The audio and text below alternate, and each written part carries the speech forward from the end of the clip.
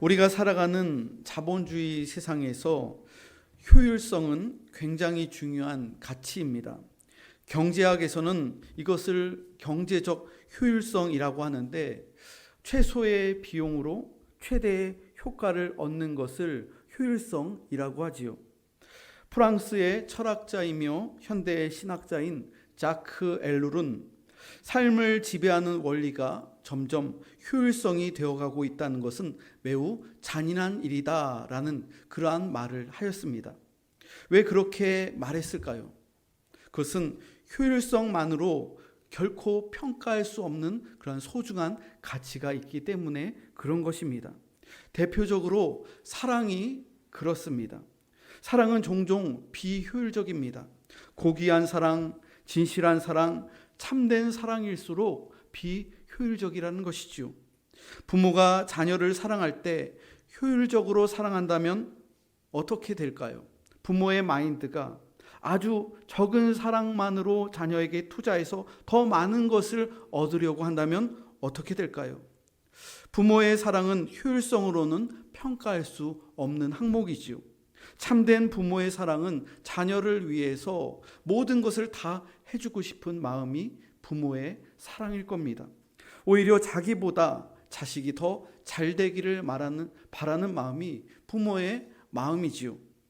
최고의 사랑은 언제나 낭비처럼 보일 수 있습니다. 산상수훈에서 오리를 억지로 가게 하거든 그 사람과 심리를 동행하라고 예수님께서 말씀하셨어요. 왜 오리를 더 함께 가져야 되나요? 시간 관리를 가르치는 사람이 보면 이것보다 더 바보 같은 행동도 없을 겁니다. 속옷을 달라고 하면 겉옷까지 내어주라고 예수님이 말씀하셨잖아요. 오른쪽 뺨을 치거든 왼쪽 뺨도 돌려대라고 말씀하셨습니다. 이것만큼 비효율적인 선택이 어디 있을까요? 우리 그리스도인들의 삶은 어떻습니까?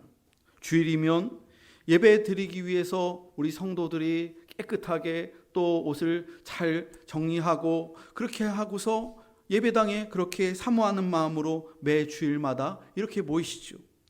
평일에 열심히 직장에서 일하고 또 학생들은 열심히 학교 다니고 또 학원까지 다니고 공부하다가 주일이 되면 이른 아침부터 준비해서 늦은 오후까지 우리 성도들은 예배 드리고 또 봉사하고 또 교제하고 하루 종일 교회에서 이렇게 매어 있고 여러 가지의 그 사명과 사역들을 감당하는 사람들이 바로 성도들이죠. 세상 사람들의 시선에서 보면 저런 낭비가 어디 있을까? 그렇게 세상 사람들은 생각할 거예요. 차라리 그 시간에 여행 다니고 그 시간에 아르바이트를 하거나 그 시간에 다른 공부를 할 수 있는데 왜 저런 소중한 시간을 낭비할까? 세상 사람들은 그렇게 생각한다는 것이죠. 하지만 하나님께서는 하나뿐인 독생자 예수 그리스도를 십자가에 내어주셨습니다. 우리가 의인일 때 예수님을 내주신 게 아니에요. 우리가 경건할 때 예수님께서 십자가에서 죽으신 것이 아니에요. 내가 경건해서 내 믿음이 훌륭해서 내가 형통하고 내가 잘나서가 아니라 우리가 아직 죄인 되었을 때 그리스도께서 우리를 위하여 죽으심으로 하나님께서 우리에게 대한 자기의 사랑을 확증하셨느니라. 로마서 5장 8절에서 증거하고 있습니다. 하나님의 사랑은 거룩한 낭비입니다. 하나님께서는 그렇게 낭비처럼 보이는 사랑을 우리에게 아무 조건 없이 그렇게 베풀어 주셨습니다. 오늘 본문에서도 거룩한 낭비가 나와 있습니다. 예수님을 향한 한 여인의 효율적이지 못한 헌신이 나오고 있어요. 예수님의 머리와 발에 나드 한 옥합을 깨뜨린 이 사건은 마태복음에서는 26장에 나와 있고 또 오늘 본문인 마가복음에서는 14장 그리고 요한복음에서는 12장에 이렇게 공간복음서에 다 나와 있습니다. 그런데 이 말씀들이 기록들이 자세히 보면 서로 상호 보완적으로 기록하고 있습니다. 마태복음과 마가복음을 살펴보면 예수님의 머리에 향유 옥합을 깨뜨려 부어드린 이 여인의 이름을 밝히지 않고 있어요. 여러분 오늘 본문을 한번 잘 보세요. 이름이 나와 있나요? 이 순전한 나드 한 근을 드린 이 여인의 이름이 안 나와 있어요. 그냥 그저 한 여자, 한 여인이라고 나와 있습니다. 그런데 요한복음을 살펴보면 요한복음 12장 3절을 보면 이름이 나와 있습니다. 마리아는 지극히 비싼 향유 곧 순전한 나드 한 근을 가져다가, 이 여인이 이름이 나와 있는 거예요. 그러므로 예수님의 머리와 발에 값비싼 나드 한 옥합을 깨뜨려 온전히 부어드린 이 주인공이 바로 마리아라는 거예요. 이 사건은 베다니 나병 환자 시몬의 집에서 식사할 때 일어난 일입니다. 요한복음에 의하면 더 구체적으로 이 상황들을 설명해 주고 있습니다. 베다니의 나병 환자였다가 예수님께 고침을 받은 시몬의 집에서 잔치를 하고 있는 거예요. 시몬의 집에서 죽었다가 다시 살아난 나사로도 함께 이 자리에 있고요. 그리고 이 잔치에서 열심히 주방에서 식사를 준비하며 일하고 있는 그 나사로의 여동생 마르다가 있었습니다. 그리고 마르다의 동생 마리아가 향유 옥합을 깨뜨려서 예수님께 헌신하는 그 장면이 오늘 본문의 내용입니다. 이 잔치의 목적은 얼마 전에 죽었다가 다시 소생한 나사로를 축하하며 감사하기 위해 예수님께 감사하는 마음으로 이 가족들이 잔치를 준비한 거예요. 이 잔치의 이름을 붙여본다면 나사로 소생 기념 감사 예배 혹은 감사 잔치라고 이름을 붙일 수가 있을 겁니다. 베다니의 시몬의 집에서 예수님을 위해서 준비한 이 잔치는 예수님을 위한 감사와 사랑이 담긴 헌신입니다. 예수님을 위해 이런 큰 잔치를 준비한 사람들은 실로 용기 있는 사람들입니다. 왜냐하면 이때 예수님에게는 지명 수배와 같은 딱지가 붙어 있었기 때문입니다. 예수님에게는 낙인이 찍혀 있었어요. 이러한 위험과 불이익이 눈앞에 있었지만 자기의 몸을 깨끗하게 고쳐주신 그 예수님께 감사하는 나병 환자였던 시몬과 죽었다가 다시 살아난 나사로와 그 누이 동생인 마르다와 마리아가 앞으로 당할 어떤 제재나 불이익이나 고난을 계산하지 않고 순전한 마음으로 감사하는 마음으로 예수님을 위해 동네 잔치를 준비한 거예요. 이 잔치에서 마르다는 여느 때처럼 열심히 음식을 준비하며 봉사하고 있습니다. 그러면 마리아는 어디에 있었을까요? 식사하고 계시는 예수님께 나타나 예수님의 식사가 다 마쳐지자 마리아는 향유를 예수님께 부어드립니다. 마리아는 아주 값비싼 순전한 나드 한 향유를 들어가지고 그 옥합을 깨뜨려서 예수님의 머리에 향유를 부어드렸습니다. 마태복음과 마가복음을 보면 이 순전한 이 향유를 예수님의 머리에 부었다고 나와 있는데 요한복음을 살펴보면 거기는 예수님의 발에 부었다고 나와 있어요. 발에 붓고 눈물을 흘리며 자기의 머리카락으로 예수님의 그 발을 머리카락으로 닦았다고 나와 있어요. 그러면 이 마리아가 예수님의 그 순전한 그 귀한 그 나드를 예수님의 머리에 부은 것일까요? 발에 부은 것일까요? 뭐가 맞는 걸까요? 이것은 차이가 아니라 한 개 맞고 한 개가 틀린 것이 아니라 서로 보완하고 있는 거예요. 머리에도 부었고 발에도 부은 거예요. 예수님의 머리부터 발끝까지 그 귀한 향유를 온몸이 그냥 그 향유가 타고 흘러가도록 붓고 마지막의 것들은 예수님의 발에 부은 것이죠. 여러분, 어떻게 보면 마리아의 이 행동은 다른 사람들에게 어쩌면 매우 이상하게 보일 수도 있는 일이었습니다. 여성이 남성에게 행한 일이기 때문입니다. 그런데 놀라운 것은 예수님이 마리아의 이러한 돌발적인 행동을 그냥 제지하지 않고 그냥 다 받아주신 거예요. 예수님이 깜짝 놀라며 이렇게 말씀하시지 않았습니다. 마리아야, 너 왜 이러느냐? 사람들이 오해한다. 보는 사람들이 많지 않냐? 이러다가는 나도 곤란해질 수 있다. 이렇게 말씀하시지 않았어요. 마리아의 이런 행동은 예수님을 이성으로 대한 것이 아니라 예배의 행위였기 때문에 그렇습니다. 예수님께서는 사람들의 시선을 의식하지 않고 마리아의 이 예배의 행동을 있는 그대로 다 받아주신 것이죠. 여러분, 왜 우리는 주변의 사람들을 그렇게 많이 의식할까요? 오늘날 교회 안에서 많은 성도들이 예수님을 믿는다고 하면서 주변의 여러 성도들, 여러 사람들을 의식할 때가 있어요. 사람들의 평가와 판단이 두려워서 어떤 것들을 섣불리 하기를 두려워하고 또 하기가 힘들다고 그렇게 변명을 하기도 합니다. 봉사를 권면하면 사람 때문에 못한다고 그렇게 차단하는 사람들이 있어요. 기도를 권면해도 사람들의 평가가 두려워서 자기는 앞에 설 수 없다고 그렇게 말하는 분들도 있어요. 왜 사람들을 지나치게 의식해서 은혜 받지 못하고 또 눈물을 흘리지 못하는 걸까요? 사람들을 지나치게 의식하다 보면 여러분 우리가 할 수 있는 게 아무것도 없는 거예요. 받을 복도 놓쳐버리는 거예요. 주변의 사람들의 평판과 어떤 시선들, 그것들을 너무 의식하지 마세요. 그저 하나님만 바라보고 예수님만 바라보고 그렇게 사명 감당하면 되는 거예요. 사람들이 무슨 말을 하든 상처받지 않아도 돼요. 오직 예수님만을 사랑하며 예수님의 그 사랑이 너무나도 커서 갚을 길이 없는 그 사랑이어서 자신의 최선의 것을 다해서 힘을 다해서 마리아는 헌신하여 드린 거예요.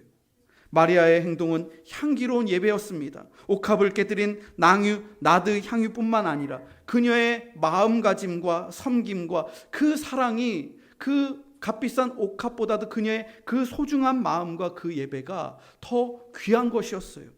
여러분, 예배란 무엇입니까? 예배란 소중한 것을 주님께 드리는 거예요.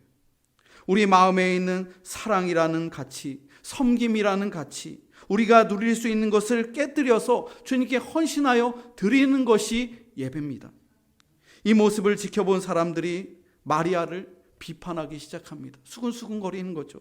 4절에 보니까 어떤 사람들이 화를 내어 서로 말하되 어찌하여 이 향유를 허비하는가.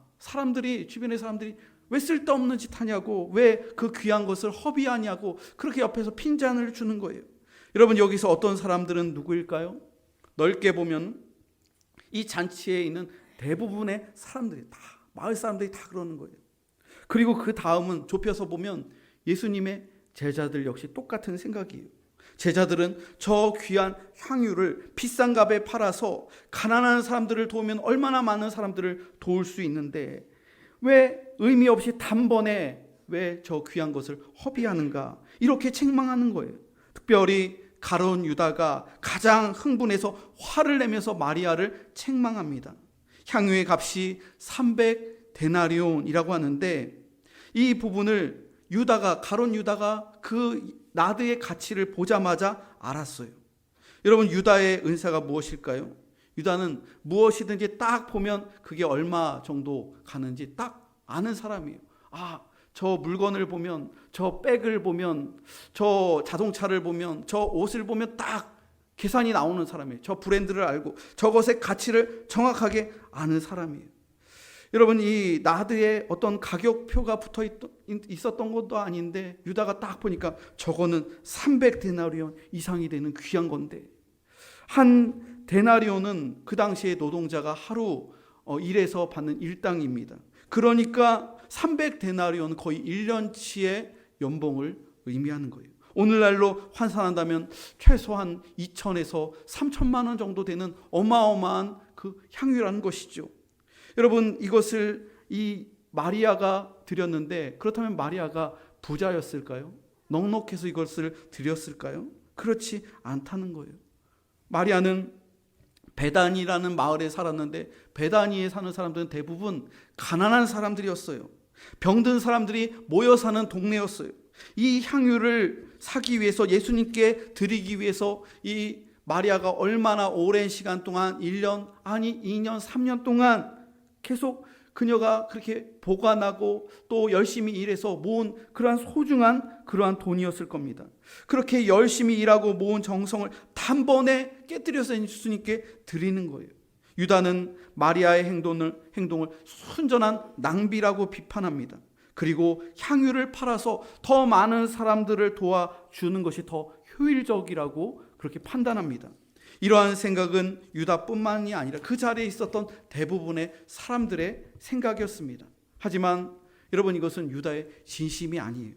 요한복음 12장 6절에 보면 이렇게 나와 있습니다. 이렇게 말함은 가난한 자들을 생각함이 아니요 그는 도둑이라 돈깨를 맞고 거기 넣는 것을 훔쳐감이러라.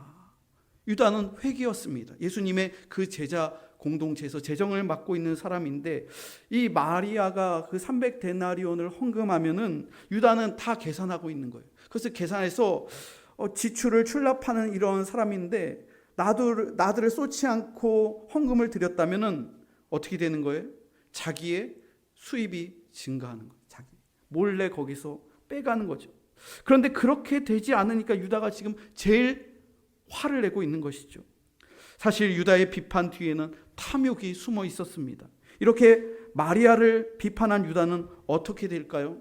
결국 돈에 대한 탐욕 때문에 예수님을 팔아넘기는 거예요. 유대 지도자들과 가룟 유다는 서로 통하는 사람들이었습니다. 이들은 탐욕 그리고 효율성이라는 가치로 인생을 살아가는 사람들이었어요. 마리아는 자신의 모든 것을 다 들여서 예수님께 헌신하고 있습니다. 그런데 유대의 종교 지도자들과 유다는 자신의 탐욕을 채우기 위해서 예수님을 제거하려고 하는 거예요. 마리아는 자신의 옥합을 깨뜨려 예수님께 향유를 부어드렸지만 유다는 예수님의 옥합을 깨뜨려서 자신의 주머니에 돈을 채운 사람이었어요. 마리아는 최고의 예배를 주님께 올려드렸습니다. 하지만 가룟 유다는 최악의 배신을 저질렀다는 거예요. 제자들은 마리아의 행동을 비판했습니다. 그러나 예수님께서는 비판하고 정죄하는 제자들에게 마리아의 행위에 대해서 교훈을 주셨습니다. 여러분 오늘 본문의 6절과 7절 말씀 한번 보십시오. 6절과 7절을 함께 읽겠습니다. 시작. 가만두라 너희가 어찌하여 그를 괴롭게 하느냐 그가 내게 좋은 일을 하였느니라. 가난한 자들은 항상 너희와 함께 있으니 아무 때라도 원하는 대로 도울 수 있거니와 나는 너희와 항상 함께 있지 아니하리라. 예수님이 말씀하시는 거예요. 비방하는 사람들에게 그녀를 제발 가만두어라. 왜 그를 괴롭게 하느냐. 예수님은 제자들의 비판을 막았습니다. 예수님께서는 마리아가 내게 좋은 일을 행했다라고 칭찬해 주셨습니다. 여기서 좋은 일은 헬라어로 칼로스라고 하는데 선한 일, 고상한 일, 아름다운 일이라는 뜻이에요. 값비싼 향유를 팔아서 가난한 사람을 돕는 구제에도 의미 있게 사용할 수 있겠지만 마리아는 예수님을 위하여 더 고상하고 더 귀하고 선한 일을 위해서 그렇게 주님께 드린 것이죠. 여러분 이 말씀을 오해하면 예수님이 가난한 사람을 돌보는 것을 별로 중요하게 생각하지 않았다 그렇게 해석할 수도 있겠지만 그게 아니에요. 예수님은 가난한 자들과 예수님을 대조하는 것이 아니라 예수님께서는 지금 말씀하시는 것이 우리가 항상 평상시 할 수 있는 일과 지금이 아니면 할 수 없는 일을 대조하시는 거예요. 우선순위를 말씀하시는 거예요. 가난한 자들을 돕는 구제는 언제든지 마음 먹으면 할 수 있는 것이지만 지금이 아니면 절대로 할 수 없는 일, 단 한 번 예수님의 장래를 위해서 예수님께서 십자가에서 이제 곧 죽으실 것인데 그 예수님을 위하여 예수님의 몸에 향유를 발라드리는 일은 이때가 아니면 할 수 없는 일이라는 것이죠. 여러분 우리의 인생에서도 마찬가지입니다.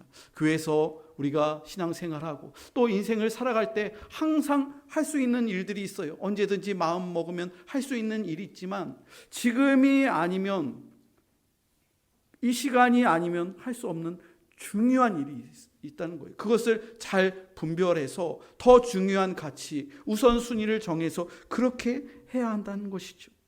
마리아가 예수님께 행한 좋은 일, 선한 일의 의미가 무엇일까요? 크게 두 가지의 의미가 있습니다. 첫 번째는 예수님의 머리에 기름을 부어드린 일이에요. 예수님의 이름은 그리스도입니다. 그리스도란 뜻은 기름 부음을 받은 자라는 거예요. 이스라엘의 역사 가운데 머리에 기름을 바를 수 있는 사람은 왕과 제사장과 선지자입니다.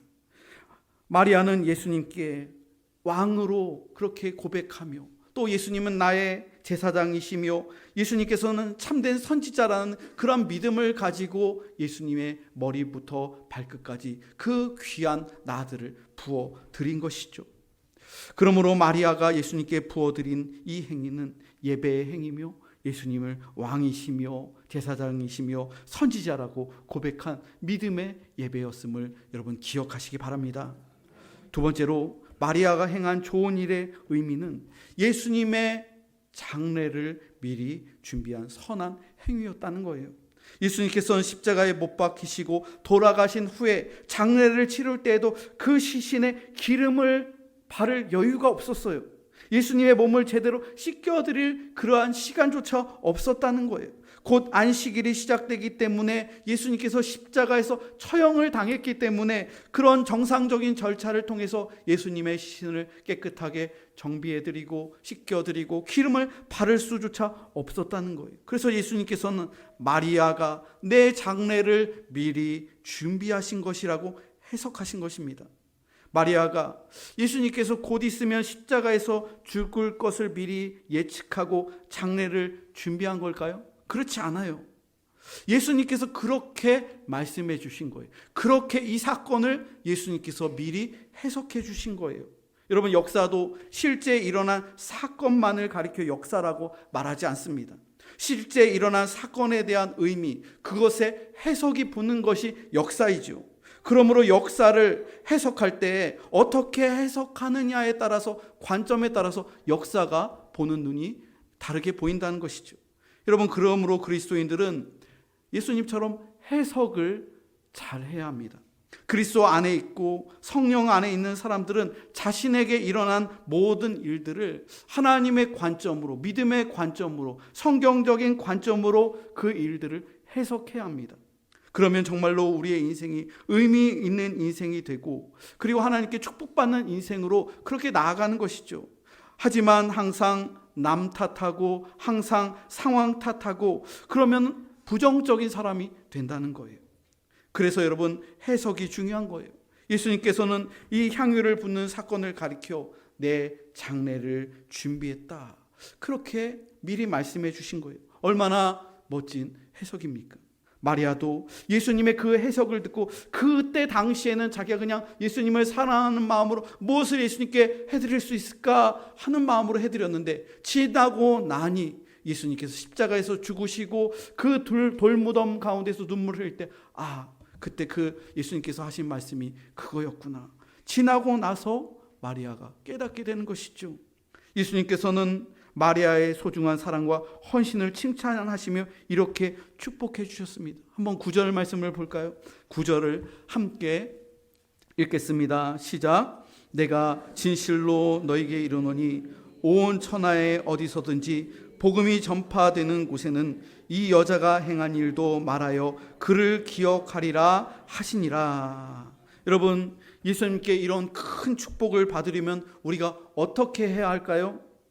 적어도 300데나리온, 1년 정도의 연봉, 수천만 원 이상을 주님께 드리면 주님께서 우리에게 마리아와 같은 이러한 축복을 주실까요? 그런 개념이 아니에요. 여러분, 우리가 하나님의 나라를 위하여, 또 교회를 위하여, 또 선교를 위하여 우리들이 귀한 대리석이나 금으로 된 기념비를 교회를 위하여 멋지게 수천만 원 이상 세우면 주님께서 그렇게 우리에게 축복하시고 자손만만 대대로 그렇게 복을 주실까요? 그런 개념이 아니라는 거예요. 이 여인이 행한 그 아름다운 마음을 보라는 거예요. 아름다운 동기를 보라는 거예요. 아름다운 향기를 보라는 거예요. 여러분, 유다에게서는 악취가 진동했습니다. 하지만 마리아의 아름다운 사랑과 고귀한 헌신은 그녀가 드린 300데나리온이라는 순전한 나드의 향기보다 그녀의 그 순전한 마음, 그 순전한 헌신을 보시고 그것을 주님께서 축복하신 거라는 거예요. 영국의 탐험가이자 선교사인 데이빗 리빙스턴이 어렸을 때의 이야기입니다. 리빙스턴이 주일 예배를 드리고 있는데 그때 예배를 드리면서 봉헌 시간이 다가왔습니다. 그때는 헌금 바구니를 돌리면서 성도들이 준비한 그 헌금을 드리는데 이 어린 리빙스턴에게는 돈이 단 한 푼도 없었어요. 헌금을 드리고 싶은데 예물이 없으니까 드리지 못하는 이 어린 아이가 그 헌금 바구니가 자기 앞에 딱 왔을 때 리빙스턴이 그 자리에 그 헌금 바구니 헌금위원 앞에 무릎을 꿇었습니다. 그리고 이렇게 기도했다고 해요. 예수님, 저는 지금 돈이 없습니다. 그러나 주님, 제 몸을 주님께 드립니다. 그렇게 무릎을 꿇고 주님께 고백했다는 거예요. 자기를 드리겠다는 거예요. 리빙스턴은 나중에 예수님의 종이 되어서 아프리카와 많은 민족과 종족들에게 복음을 증거하는 위대한 선교사로 쓰임 받았습니다. 여러분, 물질의 양이 중요한 것이 아니라 우리 성도들의 예배의 자세, 그 아름다운 마음과 동기를 주님께서 더 크게 보신다는 것이죠. 사랑하는 성도 여러분, 하나님의 나라와 교회는 효율성으로 이루어지는 게 아니에요. 마리아와 같이 계산하지 않고 주님을 사랑하는 마음으로 자신의 모든 것을 드린 거룩한 낭비, 고귀한 낭비로 인하여 하나님의 나라와 교회가 세워지게 되는 것이죠. 하나님의 사랑은 거룩한 낭비입니다. 요한복음 3장 16절 말씀을 보면 하나님이 세상을 이처럼 사랑하사 독생자를 주셨으니 이는 그를 믿는 자마다 멸망하지 않고 영생을 얻게 하려 하심이니라. 우리가 구원받는 것은 하나님의 소모적인 사랑 때문인 줄로 믿으시기 바랍니다. 계산하지 않고 베풀어 주신 무조건적인 사랑 때문에 우리가 구원받은 거예요. 값으로 측량할 수 없는 그 사랑과 용서를 덧입은 우리들이 이 세상을 살아갈 때, 그러면 우리 성도들은 어떻게 살아가야 할까요? 하나님께서 베풀어 주신 사랑에 감사하며 하나님의 나라와 교회와 이웃을 위하여 더 선하고 고귀하게 좋은 일을 감당하며 값비싼 향유 옥합을 깨뜨리며 서로 베풀고 섬기고 나누며 그렇게 축복의 통로로 살아가시는 우리 공복교회 모든 성도들이 다 되시기를 주님의 이름으로 축원합니다.